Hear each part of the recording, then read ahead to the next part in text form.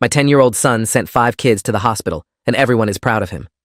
The call came during my lunch break, the school nurse's voice tight with something between panic and awe. "Mr. Holloway, you need to come immediately. 5 children have been transported to county medical, and your son is involved." I dropped my sandwich and ran for my truck, my hands shaking so badly I could barely get the key in the ignition. 5 kids. My son Caleb was 10 years old, skinny for his age, the kind of kid who still slept with a nightlight and cried during animal rescue videos. Whatever had happened couldn't possibly be what my mind was conjuring as I violated every speed limit between my office and Riverside Elementary. The parking lot was chaos. 3 ambulances still sat with open doors, paramedics loading equipment while parents screamed questions at school staff. I spotted Principal Vega standing near the entrance with 2 police officers, his face pale and drawn. When he saw me approaching, something flickered across his expression that I couldn't identify. Not anger or accusation, but something closer to stunned bewilderment. He directed me inside without speaking, and I followed the officer through hallways lined with confused students being herded back to classrooms by overwhelmed teachers trying to maintain order. The nurse's office smelled like antiseptic and fear. Caleb sat on the examination table with a blanket wrapped around his shoulders, despite the room being warm. His glasses were cracked, one lens completely shattered, and his right hand was wrapped in gauze, showing spots of blood seeping through. He looked up when I entered, and I saw something in his eyes that made my stomach drop. Not fear or guilt, but a kind of grim satisfaction that belonged on the face of someone much older. Someone who'd made a choice they knew would cost them everything, but had made it anyway. I knelt in front of him and asked if he was okay, my voice coming out steadier than I felt. He nodded slowly and told me he thought so, that his hand hurt, but nothing else did. The nurse, Mrs. Kapoor, pulled me aside and explained in a low voice that Caleb had injured 5 students, 1 critically, in what she was calling an incident on the playground. She said the details were unclear, but that Caleb had been defending himself and possibly others. The words sounded rehearsed, like she'd been coached on what to say and what to leave out. She glanced at Caleb with an expression I'd never seen on a school nurse's face before, something between respect and concern. Principal Vega entered with Officer Reyes and a woman in plain clothes who introduced herself as Detective Amara Foster. She had the kind face of someone who'd spent years working with children, but her eyes were sharp as she took in the scene. She asked if we could speak privately, and I looked at Caleb, who nodded and said I should hear what happened. The detective led us to the principal's conference room where a laptop sat open showing security footage from multiple angles. She warned me the content was disturbing before pressing play. The footage showed the playground during afternoon recess. I spotted Caleb immediately, sitting alone on a bench reading a book like he usually did. He'd always been solitary, preferring books to sports, observation to participation. Then 5 older boys approached him, and I recognized the one in front. Dominic Archer, 12 years old, held back twice, the kind of kid whose parents hired lawyers before the school could even call them about behavioral issues. I'd seen him bullying smaller kids before and reported it, only to be told by Vega that Dominic came from a prominent family who donated generously to the school. The boys surrounded Caleb, and even without audio I could see them taunting him. Dominic grabbed Caleb's book and threw it toward the fence. When Caleb stood to retrieve it, Dominic shoved him back down. The other boys laughed, forming a tighter circle. I gripped the conference table edge as I watched my son try to leave 3 times, each attempt blocked by the group. Then Dominic pulled something from his pocket, and Detective Foster paused the video to zoom in. It was a lighter. Dominic was flicking it open and closed, bringing the flame close to Caleb's face while the other boys held him in place. My vision tunneled as Foster resumed the footage. Caleb's body language changed completely in the next frame. He stopped trying to leave and went perfectly still, and I recognized that stillness from somewhere deep in my own childhood. That moment when fear transforms into decision, when you understand that surviving means fighting. What happened next unfolded so fast that Foster had to slow the playback to quarter speed. Caleb grabbed Dominic's wrist, twisted it in a way that made me wince, and sent the lighter flying. Then he moved. I'd never seen my son move like that. He wasn't wild or panicked. He was precise. He drove his palm into Dominic's nose with enough force that I saw blood spray across the frame. When the second boy grabbed him from behind, Caleb dropped his weight and threw him over his shoulder into a third kid. They both went down hard. The fourth boy swung at Caleb's head, but my son ducked and swept his legs, sending him crashing into the bench. The fifth boy started running, but Caleb caught him and drove his knee into the kid's stomach, doubling him over. The whole thing lasted maybe 15 seconds. When it was over, Dominic was on the ground holding his face. 2 boys were tangled together groaning, one was curled around his stomach vomiting, and the last was limping away clutching his leg. Caleb stood in the center of the carnage looking at his bleeding knuckles like he didn't recognize his own hands. Then he walked calmly to where his book had landed, picked it up, and sat back down on the bench to continue reading. He was still sitting there when teachers finally arrived, drawn by the screaming. Detective Foster stopped the footage and asked me directly if I'd taught Caleb to fight.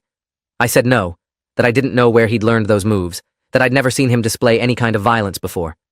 She pulled out a notepad and told me something that made my world tilt. Caleb's techniques were consistent with Krav Maga, an Israeli self-defense system used by military and law enforcement. Someone had trained him extensively, and that training showed discipline and control that didn't match the profile of a violent child. She asked again where Caleb might have learned those skills. I thought about the past 6 months, about Caleb's after-school activities. He'd been attending what I thought were art classes at the community center 3 days a week. His mother had enrolled him before she died 8 months ago, and I'd kept him going because it seemed to help with his grief. But I'd never actually been inside, just dropped him off and picked him up. I told Detective Foster this, and she made a note while exchanging a glance with Principal Vega that suggested they already suspected something. We went back to the nurse's office where Caleb waited. I asked him directly about the art classes, and he looked at me with those 2 old eyes and said they weren't art classes. They were self-defense training. Mom had signed him up after she got sick, after she knew she wouldn't be around to protect him anymore. She'd made him promise not to tell me because she knew I'd object, knew I'd say 10 years old was too young for that kind of training. Caleb's voice cracked when he explained that Mom had told him some people wouldn't fight fair, and he needed to know how to protect himself when nobody else could. The instructor's name was Elijah Soto, a former Israeli Defense Forces combat instructor who ran a small studio in the community center's basement. Detective Foster looked him up on her phone and showed me his website. The studio specialized in teaching vulnerable populations, children with disabilities, victims of abuse, anyone who needed real defense skills rather than sport martial arts. Foster said she'd need to interview Soto, but from the footage, he'd trained Caleb exactly as advertised. Those weren't aggressive techniques. They were designed to neutralize threats efficiently and escape. Principal Vega cleared his throat and explained why 5 children were in the hospital. Dominic Archer had a broken nose and fractured orbital bone that required surgery. 2 boys had concussions from hitting the ground. 1 had a dislocated shoulder. The 5th had fractured ribs from Caleb's knee strike. Vega's voice was carefully neutral as he listed these injuries, but I caught the edge of something else underneath. He said the school board was meeting an emergency session to determine Caleb's consequences. That assault of this severity typically meant expulsion and criminal charges regardless of provocation. I felt my own rage building then. I asked Vega if he was seriously considering expelling my son for defending himself from 5 boys, 1 armed with a lighter, after Vega's own administration had ignored my reports about Dominic's bullying for 2 years. The principal's professional mask cracked slightly, and he admitted that Dominic's parents were already threatening legal action against the school and our family. Gerald and Patricia Archer were both corporate attorneys who'd made it clear they'd bury us in lawsuits unless Caleb faced consequences. Vega looked exhausted as he explained the political reality, that sometimes doing the right thing wasn't possible when money and power aligned against you. Detective Foster interrupted to say that while she understood the school's position, the footage showed clear self-defense and defense of others. Under state law, Caleb had the right to use reasonable force to protect himself from imminent harm. She'd be recommending no criminal charges, but that didn't prevent civil liability or school discipline. She looked at me with something like sympathy and said I should lawyer up immediately. The Archers had resources and connections, and they'd use both to make an example of my son. Over the next 3 days, the situation metastasized beyond anything I'd imagined. The Archers hired Donald Kessler, the most aggressive litigation attorney in the county, known for destroying opponents through sheer financial attrition. He filed a $1 million lawsuit against us, alleging assault, battery, and intentional infliction of emotional distress. He filed complaints with Child Protective Services claiming I'd trained Caleb as a weapon. He got a restraining order keeping Caleb away from Dominic, which effectively banned my son from school since they were in the same grade. The legal paperwork arrived faster than I could read it, each filing more devastating than the last. I used my savings to retain Angela Kwan, a defense attorney recommended by Foster. Angela was young but fierce, the daughter of Korean immigrants who'd built her practice defending underdogs against corporate bullies. She reviewed the footage and told me we had a strong case, but strong didn't mean easy. The Archers would drag this out for years if necessary, bleeding us financially while isolating Caleb socially. She said our best hope was getting public opinion on our side before the narrative became fixed. I asked how we did that, and she pulled out her phone to show me what was already happening online. Someone had leaked the security footage. The video had gone viral, shared across social media platforms with competing narratives. Some people called Caleb a trained fighter who'd used excessive force against children. Others praised him for standing up to bullies when adults failed to protect him. The comment sections were war zones, with strangers arguing about appropriate self-defense, school safety, and parental responsibility. News outlets picked up the story, running headlines that ranged from "Trained fighter hospitalizes 5 in playground attack" to "Boy defends himself after school ignores bullying." The local news showed up at our house within hours. I refused to comment on advice from Angela, but that didn't stop them from running stories. They interviewed Dominic's parents on their manicured lawn, Patricia Archer crying about her son's broken face, while Gerald spoke in measured tones about violent children and parental negligence. They looked like victims, polished and sympathetic, while I was just a grieving widower who couldn't afford their level of media coaching. The narrative was forming exactly as Angela had feared, with the Archers controlling the story through superior resources. Then something unexpected happened. Parents started coming forward, not just from Riverside Elementary, but from Dominic's previous school and the private academy he'd attended before that. They brought stories of bullying, harassment, and violence that had been swept under administrative rugs by families too scared or too exhausted to fight the Archer family's legal threats. A mother named Veronica Russo spoke on camera about her son's broken arm, attributed to a fall, but actually inflicted by Dominic during a confrontation the school had covered up. She'd been too intimidated to press charges then, but watching Caleb's video had given her courage to speak truth. More families emerged. A father described his daughter's therapy bills after Dominic's systematic psychological torment drove her to self-harm. Another mother showed medical records from her son's concussion that the school claimed was accidental. A pattern emerged of Dominic targeting vulnerable children, using his family's position to avoid consequences while administrators looked away. The Archers had donated over $200,000 to the school district in the past 5 years, enough to influence policy and silence complaints. Dominic had learned early that money could buy immunity from accountability. Principal Vega was forced to address these allegations in a press conference that went poorly. He stammered through prepared statements about taking all complaints seriously, while admitting under questioning that multiple reports about Dominic had been filed and dismissed. A reporter asked directly if the Archers' donations had influenced administrative decisions, and Vega's pause before denying it told the real story. The school board announced an investigation into the handling of bullying complaints, but the damage to their credibility was done. Elijah Soto agreed to be interviewed by local news, and his appearance changed the narrative completely. He was composed and articulate, explaining his mission to teach self-defense to children who faced violence in environments that should protect them. He described Caleb as a dedicated student who'd trained 3 times weekly for 5 months, learning techniques specifically designed for smaller people to defeat larger attackers. Soto emphasized that every lesson included de-escalation training, that his students learned when not to fight before learning how to fight. He'd reviewed the footage and concluded that Caleb had done exactly what he'd been taught: avoid, escape, and only engage as a last resort when facing imminent danger. Soto revealed something I hadn't known.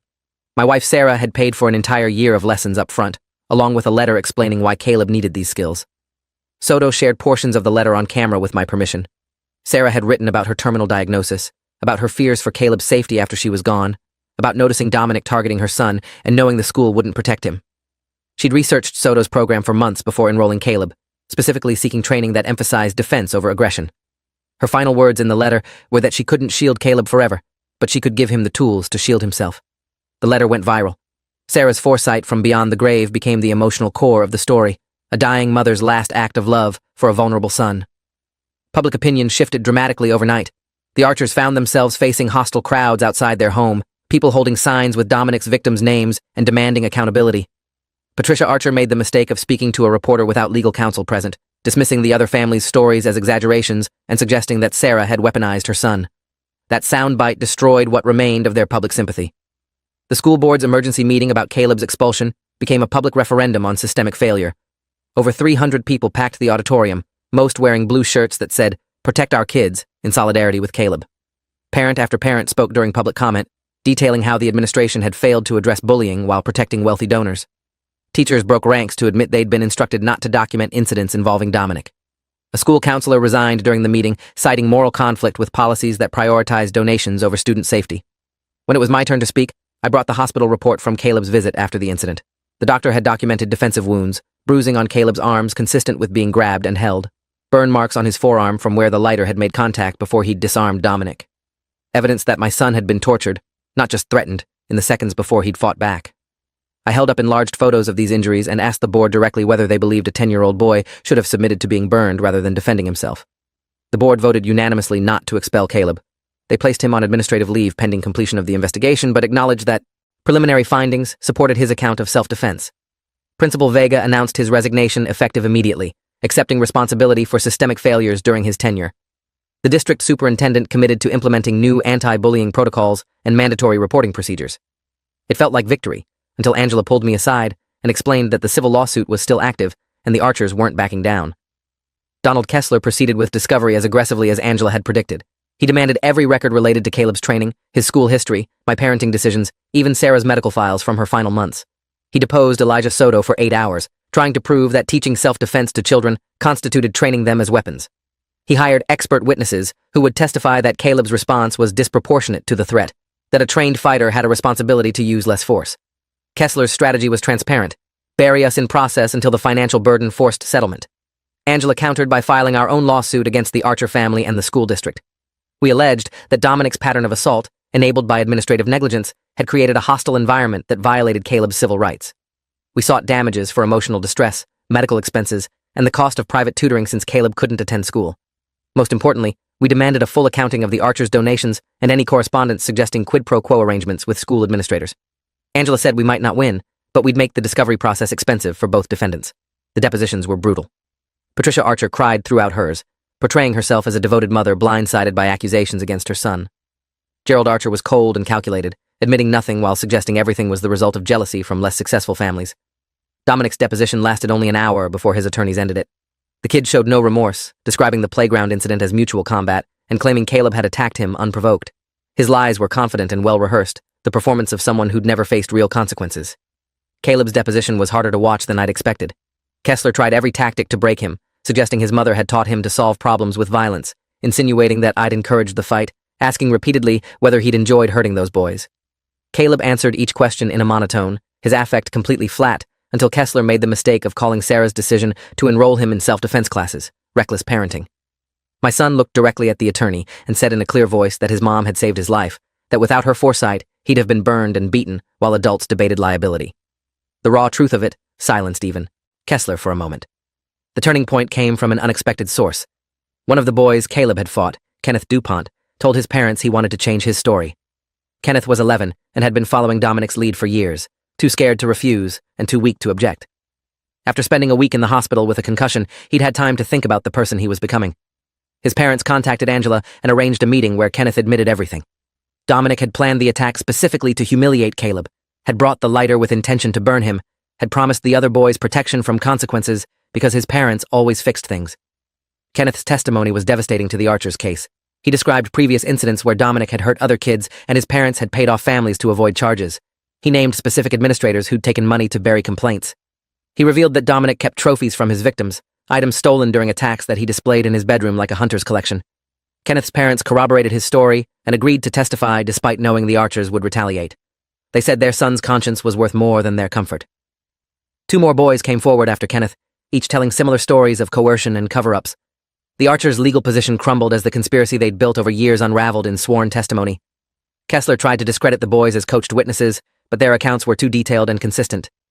Angela filed for summary judgment, arguing that no reasonable jury could find Caleb liable when 5 conspirators had planned and executed an assault with a weapon. The judge agreed, dismissing the Archers' lawsuit with prejudice and awarding us attorneys' fees.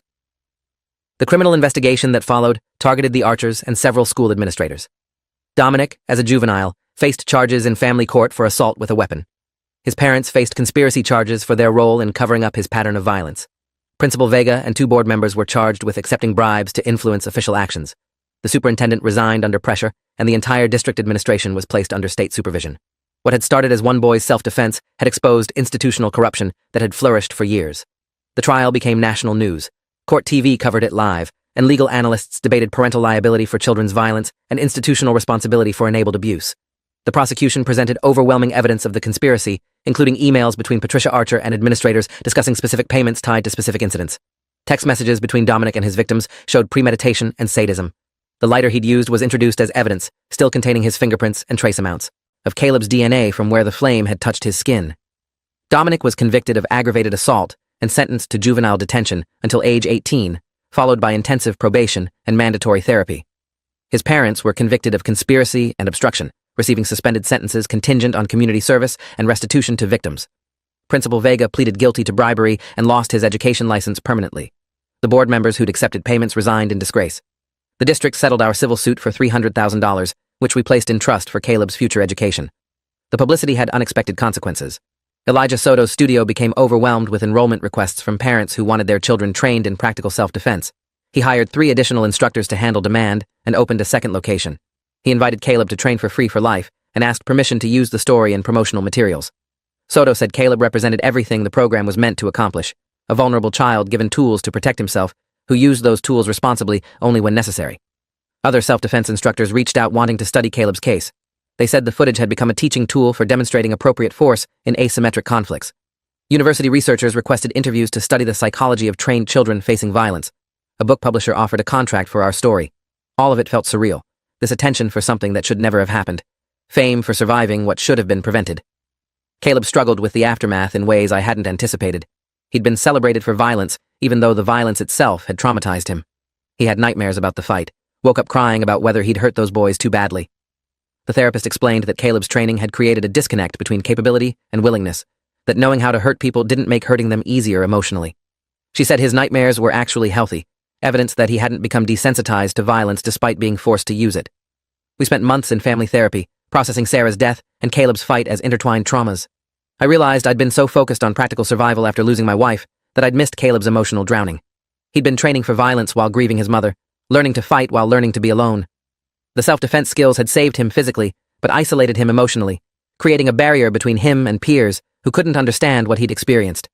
The therapist helped us build new connections, find communities where Caleb's experience was understood rather than sensationalized. The other families who'd lost children to Dominic's violence reached out, and we formed an informal support network. Monthly meetings, where parents shared stories and kids connected with others who understood bullying's long shadow.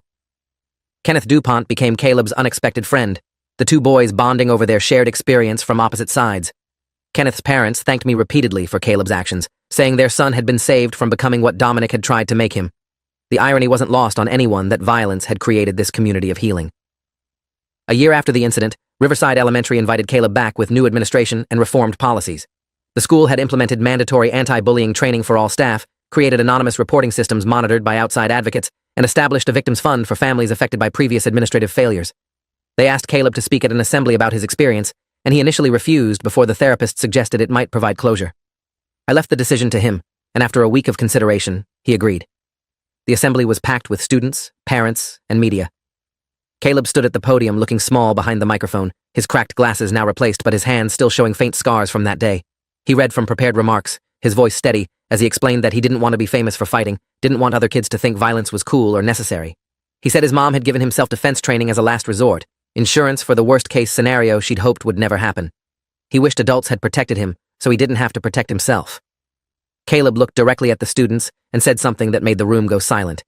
He explained that beating up 5 kids hadn't made him feel strong, it had made him feel terrified and alone. That knowing you're capable of hurting people is a burden, not a power. That every night he wished he could have walked away, wished teachers had been watching, wished Dominic had chosen differently. He said the scars on his hands would fade, but the memory of what he'd done wouldn't, and he'd carry that weight his whole life, even though everyone told him he'd been right to fight. The assembly ended with a standing ovation that felt wrong to me. These people were applauding my son's trauma, celebrating his forced maturity, turning his survival into inspiration. But when I looked at Caleb's face, I saw something else. Not pride or satisfaction, but relief that he'd been heard. That someone had finally acknowledged the cost of what he'd survived, instead of just praising the outcome. That validation seemed to matter more to him than any legal victory or public support. We left Riverside Elementary that day and never went back. Caleb transferred to a small private school with strict anti-bullying policies and a student body small enough that every kid was known and monitored. He continued training with Elijah Soto, but focused on forms and discipline rather than combat. Application. He joined the school's debate team and discovered he was good at arguing positions with words instead of fists. Slowly, carefully, he began building a new identity around something other than that 15 seconds of violence. The legal settlements paid for therapy and private school tuition, but more importantly, they funded a foundation Sarah had mentioned wanting to create before she died. The Protect and Empower Foundation provided free self-defense training for at-risk children and advocacy for bullying victims. Angela Kwan sat on the board, as did Elijah Soto, Veronica Russo, and Kenneth DuPont's parents. We awarded grants to schools implementing evidence-based anti-bullying programs and hired attorneys to represent families too intimidated or too poor to fight back against institutional failures. Dominic Archer was released from juvenile detention after 3 years of intense therapy and restorative justice programming. Part of his release conditions included writing apology letters to each of his victims and meeting with them if they agreed. Caleb declined the meeting, but read the letter Dominic sent. It was long and detailed, acknowledging specific incidents and accepting responsibility without excuses. Caleb never responded, but he kept the letter in his desk drawer. When I asked why, he said it reminded him that people could change, that the boy he'd fought wasn't the same person anymore, that maybe the system had worked after all, just not in the way anyone expected. Years later, when Caleb was 16 and applying to colleges, he wrote his admissions essay about that day. Not about the fight itself, but about his mother's final gift and the burden of being trained to survive violence. He wrote about learning that strength wasn't measured in fights won, but in fights avoided, that real courage meant living with the consequences of necessary actions rather than celebrating them. He submitted the essay to his top choice, a school known for social justice advocacy and conflict resolution programs. They accepted him with a full scholarship and a note from admissions saying his perspective on violence and protection was exactly what they needed in future leaders. The day we dropped Caleb off at college, we visited Sarah's grave for the first time in months. I told her out loud that her plan had worked, that Caleb had survived and thrived despite everything, that the self-defense training she'd bought had saved him that day, but her real gift had been teaching him that survival wasn't enough, that he needed to build a life worth protecting. Caleb stood beside me and said simply that he wished she could see who he'd become, that the scared kid she'd worried about had found his courage not in fighting, but in choosing when not to fight. 10 years after that playground incident, I received a message from Kenneth DuPont. He'd become a social worker specializing in juvenile intervention, working with kids who'd been bullies or victims, to break cycles before they became permanent. He said Caleb's willingness to forgive him, to see past that day to who Kenneth could become, had changed his life's trajectory completely. He wanted Caleb to know that the 5 kids who'd gone to the hospital that day had all become better people because of what happened, that sometimes the most violent moments plant seeds for the most profound growth.